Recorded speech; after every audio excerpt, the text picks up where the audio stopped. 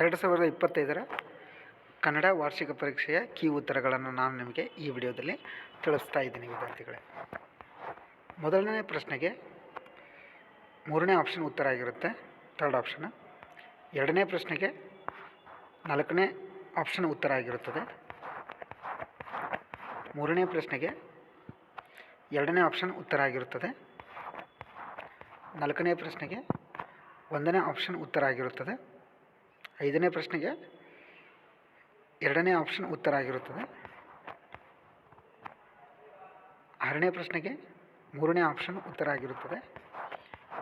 7ನೇ ಪ್ರಶ್ನೆಗೆ 4ನೇ ಆಪ್ಷನ್ ಉತ್ತರ ಆಗಿರುತ್ತದೆ. 8ನೇ ಪ್ರಶ್ನೆಗೆ 2ನೇ ಆಪ್ಷನ್ ಉತ್ತರ ಆಗಿರುತ್ತದೆ. 9ನೇ ಪ್ರಶ್ನೆಗೆ 1ನೇ ಆಪ್ಷನ್ ಉತ್ತರ ಆಗಿರುತ್ತದೆ.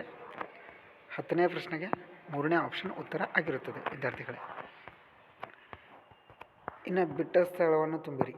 ಇದರಲ್ಲಿ 11ನೇ ಪ್ರಶ್ನೆಗೆ ಚಹಾ ಗಿಡ ಅನ್ನುವ ಉತ್ತರ ಆಗಿರುತ್ತದೆ. 12ನೇ ಪ್ರಶ್ನೆಗೆ ದ್ವೀಪ ಜೀವಿಗಳಾಗಿ ಅದು ಉತ್ತರ ಆಗಿರುತ್ತದೆ. 13ನೇ ಪ್ರಶ್ನೆಗೆ ಮಗು ಎಂಬ ಉತ್ತರ ಆಗಿರುತ್ತದೆ. 14ನೇ ಪ್ರಶ್ನೆಗೆ ವಾತ್ಸಾಯನ ಅನ್ನೋದು ಉತ್ತರ ಆಗಿರುತ್ತದೆ. ಇನ್ನು 15ನೇ ಪ್ರಶ್ನೆಗೆ ಚಂದ್ರಭವನ ಅನ್ನೋದು ಉತ್ತರ ಆಗಿರುತ್ತದೆ ವಿದ್ಯಾರ್ಥಿಗಳೇ.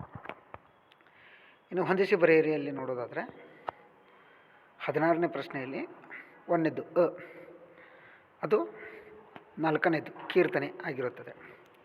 2ನೇದು ಅಂದರೆ ಬೆಳಗು ಜಾವ ಅನ್ನೋದು 5ನೇ ಉತ್ತರ ಆಗಿರುತ್ತದೆ, ಮುಕ್ತಕಂಠ.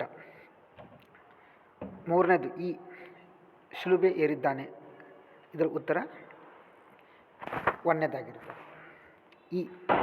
ಬಟ್ಟೆ ಮತ್ತು ಜೀವಯಾನ, ಇದರ ಉತ್ತರ 2ನೇದು, ಹತ್ತಿ ಚಿತ್ತ. ಮತ್ತು ಇನ್ನು ಸುಕನ್ಯಾ ಮಾರುತಿ ಅಂದರೆ ಅದರ ಉತ್ತರ ಒಮ್ಮೆ ನಗುತ್ತೇವೆ ಅನ್ನೋದು ಆಗಿರುತ್ತದೆ ವಿದ್ಯಾರ್ಥಿಗಳೇ.